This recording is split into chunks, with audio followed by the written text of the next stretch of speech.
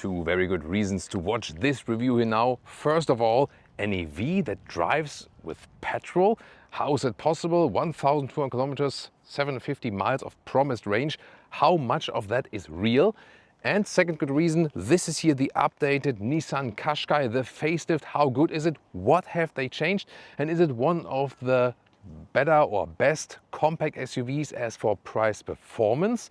We'll tell you also all about the two different engine concepts we have here. So tune in now to Autogefühl with Thomas in 4K, full screen, full length. Let's go with the updated Nissan Qashqai with the N design and this updated front grille, which should remind you of old Japanese armor. You know, these individual dots here, very interesting, but cool, modern design definitely. Deep blue is this very vehicle color here, more a greenish dark color. I'm not sure if the water gets greener the deeper you go. Yeah, maybe some ocean experts tell us more about that. Then the length is 4 meters 43 or 174 inches. 17-inch it starts with, and 20-inch are the biggest ones. N design here comes with the biggest wheels, 20-inch. Of course, that also loses some comfort then, so I would personally not go for the largest wheels. With the facelift here now, the base version still starts with contrasting wheel arches. The mid and higher trims then have the painted wheel arches as well, and here also with black contrasts around the mirrors. I think overall very nice, and look also then here, modern tail lamps, updated design here that looks really modern, definitely with the individual dot design here. E-Power is this concept here for today because they have a normal turbo engine, but also this so-called E-Power version. I'll soon explain you all about that, you need to know. But I think exterior design-wise, I think they really nailed it. That's also why the Nissan Qashqai has been a very, very successful SUV, especially on the European market, in the UK market, especially where it's also built in Sunderland. Now to the engine choices, a little bit confusing because the one with less displacement has more cylinders. That's the first one, 1.3 liter 4-cylinder turbo petrol engine. But this one here is a 1.5 liter 3-cylinder. And this is connected then with the hybrid powertrain called Nissan e-Power. And what do they exactly mean by that? So this one comes with 190 horsepower, 202 horsepower in the sport mode exclusively. That's interesting. And 8 seconds in the acceleration figure to 1 kilometers an hour. The hybrid battery here is 2.1 kilowatt hours, so already quite substantial. And the special thing here about this one is that it always drives electric. So just by the driving definition, this is indeed an electric vehicle, just that you cannot recharge it. It's not a plug-in hybrid, but this engine here, the combustion engine, runs as a generator. Why do they do it? Because since it's not directly connected to the wheels, but the car is driving electric from this buffer battery, this engine here can always run at more constant RPM. And this makes it more efficient. And now with the latest iteration, they upgraded the system. Before it was working, let's say, quite well, but there was no significant fuel saving difference than to maybe another very efficient pure engine or to some other hybrid. Now they upgrade the system that it's more efficient, less in the consumption, and also more silent. So the dB difference is 5.6 dB more silent this system now than it was before, so that it gives you a more, let's say, calm experience. And they promise 1,200 kilometers, 750 miles of driving range and 4.5 liters in 1 kilometers. These are the official figures, like the WLTP driving cycle. So probably it's a little bit higher than that, but we do make the test in like a realistic average with Autobahn, a little bit higher speed, a little bit lower speed, city driving, countryside driving, and then see how efficient is this one, and can this be a real alternative to going all electric, that you can get used to how to drive electric, but you can still refuel. Because I mean, electric vehicles are very efficient already, and they're working very well, but not everyone has the charging infrastructure at home yet. And that can be a solution then for those. This is the key fob, slim, light. I think it's very cool. And what's also cool is when you look to the side mirrors here with like tinted windows, you can see Leah's hair flying here. This is beautiful, right? So now to the door closing quality. So here you press for the keyless entry, and then, but you can also do it automatically. Then here Looks quite solid. That's fine. Then inside of the doors, here in the front part is also softened up here on the inside, then microfiber inside in this very trim, and also classic controls here for the window levers and so on. However, hard pack everything down there. And now more about the cockpit. And important here with this facelift, you can see this is not a dual installation or something, but with the facelift they have made these windows here thicker, the glass, also for better sound deadening overall in the vehicle. Welcome to the cockpit here of the updated Nissan Qashqai. What do we see? New infotainment system, widescreen and native Google Maps support, because the system by software is also backed by Google now. That means you can also talk to it by "Hey famous search engine." I will not say the word now that all of the mobile phones get activated now for you at home. So this looks very modern, and it's good that they just let Google do its thing. Here in this trim here we have also microfiber inside at the dashboard. That's cool, also with a nice deco element here. Glove box is there, not too large. Seats, in this case animal skin, but a similar design just with a different quilting would also be available in a leatherette. So I would rather go with that one, or with the entry fabric seats or fabric leatherette mix is also available. You have to look deeply into the configurator, which is which, depending on what you like. And then you can also keep the price, for example, lower, because I think the Qashqai is especially interesting when you keep it rather low or mid-trim to have the very attractive pricing then and best price performance. Steering wheel has manual buttons also still on it, and also this manual interface for the AC here, fan speed, and also easy solution for the climate, for the temperatures. That's cool. Also for the seat heating when the car is running would also have the small lights. So an easy, straightforward user interface, manual volume knob here, for example. That's what I really appreciate. The seating itself, by the way, is really stiff, kind of sporty. I would suppose that the leatherette and the fabric seats are a little bit softer than from the individual like surface dampening. And then here, inductive charging pad is not ventilated. Then this is the automatic shifting lever, D or B mode. There's like a stronger recuperation mode, or E pedal button. Then you have the strongest recuperation. EV button would be that you rather push it into driving electric only, but most of the time it's better when you just let the car do its thing to be most efficient. And also the sport mode is available here with this this selector, and in the sport mode here 202 horsepower instead of 190 horsepower only in this sport mode than here for the e-power. Nice microfiber covering here for the armrest. Then you can fold up this. It's like a split small cubby hole and a bigger one underneath with the USB-C connectors, where I usually then also charge my phones. The cup holders are not adaptive though. And the driver POV here with the real buttons for the cruise control, for example. Left side is very interesting here, pressing here once. There we go. So here in this menu, and then you can go to a custom mode here for the driver assistance systems, and that also can deactivate the EU beeping chime for the speed limit and so on. Then over to the main infotainment unit.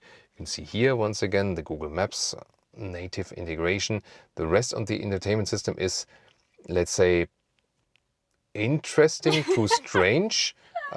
So what I would do here is just use the Google Maps native support, or then Apple CarPlay, Android Auto. Rear seats, now something very special for everyone that needs to install child seats, for example, or if you have maybe elderly passengers or something. Look at that. This rear door basically opens 90 degrees. That's pretty cool. Hard pack on the top, but here in this trim, the nice Alcantara inside at the inside of the doors. Hard pack then here again, and easy access then. Isofix at the outside each. These clips here, by the way, you need to store them somewhere. And then you can fold down this here. Adaptive cup holders are not there, so they are not adaptive. You can see the panoramic glass roof. There is a shade available when I turn on the ignition. There we go, but you cannot open the roof, you know, so you can just apply this real shade then, at least at a very hot summer day. And then as for the space we have here, well, with the knees, it does get closed when I am driving here, when I have like this driver's seat set to me. It's not the longest car, but recently in the Kia Sportage, for example, there was more legroom. And headroom also pretty close, but still works with 189 6 foot 2. Yeah, I think it works in the rear. limitation is the legroom. Could of course be more comfortable from the seats here if you go for the fabric seats or the leatherette seats. Trunk or boot at 500 liters, and it's very interesting because you have some flexible options here. Electric hatch, and then let's first put out this massive cover here so that you can see the stuff better. But this trolley here also fits underneath, and you know, this is the standard here, a mirror of 40 inches, but you see it is wider than that, even between the wheel arch, so actually quite wide. And then here, this is then about 34 inches or 86 centimeters. I can fold the seats when I have this cover put away, and then the total length is at 65 inches or 1.65 meters. And the height here also very important, but maybe let's measure that soon, because first of all I want to show you here, you can put this thing up or remove it. You can put the front thing up and also store it like this. Then you can put a backpack there upright in. Here, for example, sound system, the subwoofer underneath. Or you can just remove both of these parts. This is also possible. And then we have here a total height of about 33 inches or 83 centimeters. And that's actually quite good. Starting with the Nissan Qashqai e-Power in this next evolutionary step. And yeah, as the thumbnail said, this EV drives on fuel, and that's exactly what's happening right now. And I'm not sure if you can see it from this camera, but I have the visualization to really see what's going on at the moment, because if you would not have the visualization, it's hard to find out what is active at the moment and what not. So at this moment, the combustion engine is running, but we're still driving electric, because this car always drives electric, no matter if the combustion engine is running or not. But you hardly feel the transitions, you know, especially like here at 50 kilometers an hour, like we have more rolling noise from the tires and so on, you know. And as I said earlier, they have reduced the dB level of the whole system by 5.6 dB. So that is really significantly more silent than before. And I think when we, for example, roll downhill very soon, then probably the combustion engine will shut off again.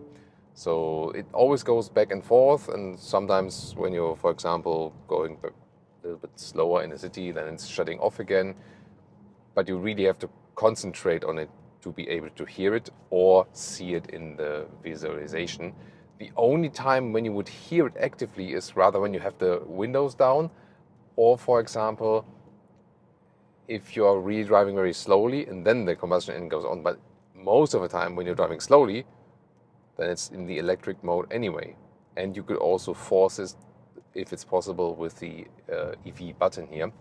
Recuperation is not that strong usually, but you can also activate the E pedal, and then the recuperation is significantly stronger when you lift your foot off the throttle. Other than that, if you don't have the E pedal activated, you just do the recuperation then with the brake pedal. It will have more or less the same effect. And now, engine has shut off already before going downhill here actually. And yeah, especially at these speeds already, you hardly notice the difference. I could only see it there in the instruments. Rain has also picked up a little bit, and then that's the thing. As soon as you have some other noise, like rain or playing music, or you talk to someone else, then you don't hear it anyway. So indeed, this more or less drives like an EV, but is running on petrol. So the claim is actually true. Very interesting, especially now here in this second iteration of the system. Some other factors, because just before we go for higher speed, suspension here in city driving is really rough, especially with these 20-inch wheels. So I can advise you to not go for the 20-inch wheels, because together with just the standard suspension they have here, it's really, really rough in the ride. So especially when the road is uneven, you might even see that on camera. It's my voice is a very bumpy ride then. So cannot pick these large wheels. They look great, yes, of course, but you should also think about your comfort. Here the whole time combustion engine is off. That of course also helps with consumption, plus recuperation is possible. You also see that visualization there. So overall it is a very relaxing drive. That's the thing. You can already get accustomed to how it is to drive relaxing with this EV driving style. Why not? And it also makes everything smooth because you don't have gear transitions or something like that. Even if you're stuck in traffic or something, then it's just easy to roll a little bit forward, then give a little bit more throttle again, then maybe on the brake again. So all these transitions also in your everyday driving life are super, super smooth. And now some German Autobahn and agile driving experience. We first go off here, take a U-turn basically, and then go full acceleration out. But here I want to show you when we get off. Since the suspension is rather stiff, it has a good sporty feeling to it, you know, and also nice from the steering input. That's cool.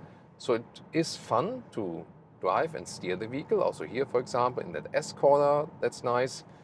Here the larger wheels actually help, also because the tarmac is really even and so on. But just when it gets into the potholes and so on, that's a little bit tough then. We'll soon also get into a tunnel where we can see some of the ambient lighting. And here at the moment, of course, once again, everything is off. And I really like this floating with the traffic. That's what this vehicle is really for. But even more so, I'm looking forward to the situation when we floor it all out. And is it then like a CVT that we have like this and it feels kind of strange? Let's see about that. So this will be very interesting. But here so far, a very relaxing feeling for this vehicle. The concept definitely works in traffic, city driving and also countryside driving. But does it really work on the German Autobahn? But before that, just a couple of more corners. Here, for example, let's see how far do I have to steer with 90-degree corner.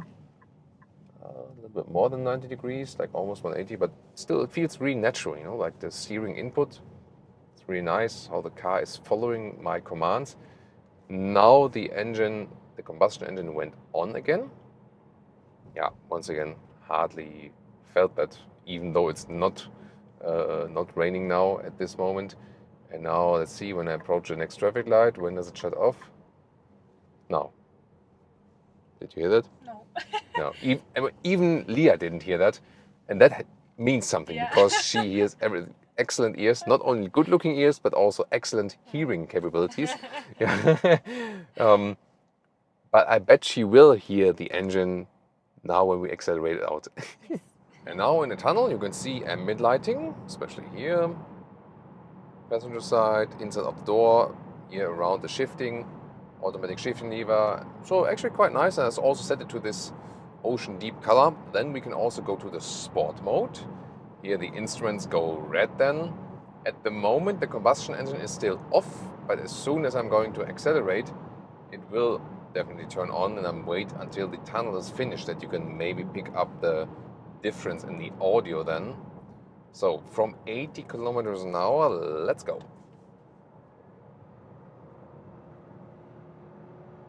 120, 150, 170 kilometers an hour. I think that's enough for now. It's not too loud here. Now maybe like 170 kilometers, and then the wind noise are picking up and so on. It's fine. But still fine. I mean, considering the price and the segment of this vehicle, definitely.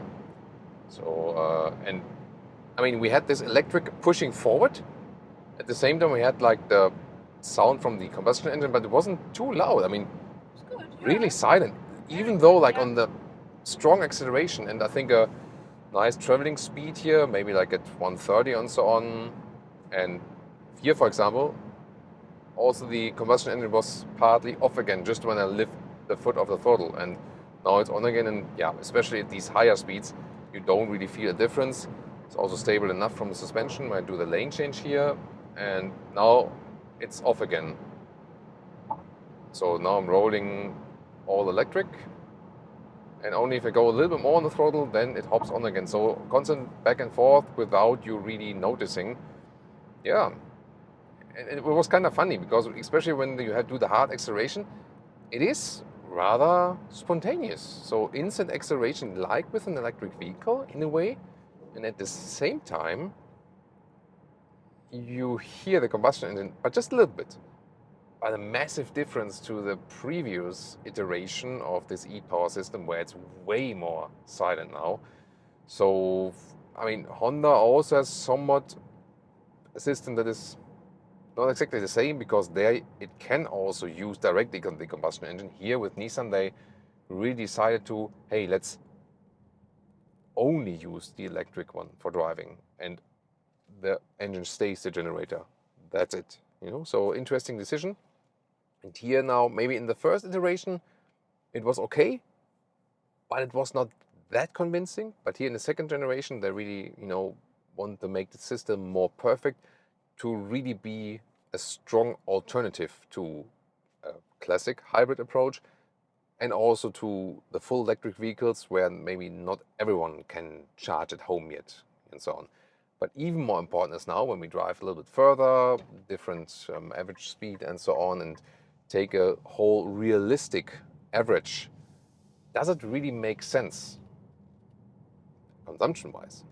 And we can see it works here for our tour today, but also for a little bit longer average. Around 5 liters on more kilometers, 47 mpg US, 56 mpg UK. And if you rather drive some 130 kilometers an hour on the motorway, constant, more like, let's say, like 70, 80 miles per hour, then it would rather be 6 liters or more kilometers, 39 mpg US, 47 mpg UK, which is still quite decent. So yes, the system overall works. It works even better when you don't drive too fast. So a lot of city driving, countryside road and so on, and steady motorway speeds, which are not that high like in Germany, for example. So other countries with lower motorway speeds would be an even better use case for that.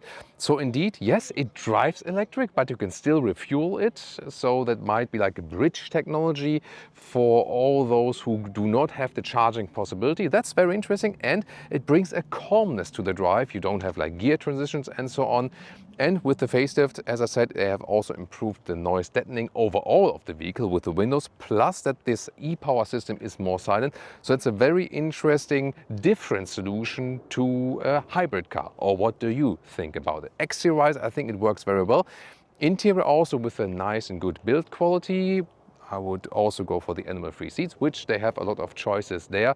The only thing is that I would not go for the 20-inch wheels, because that makes the ride quite rough, I gotta say. That was probably the most negative point. Everything else, I think it's a good round package and also good space offering and so on. And pricing starts around 34,000 euros up to full spec e-power and high equipment 50,000 euros. But I think it's still a good package, good offering. And the UK price in pounds would be, if you do deduct about 4,000 and so on, then you have the pounds prices. And a similar package at a similar pricing would, for example, be the Kia Sportage, which we've recently driven for you, and more expensive, the VW Tiguan.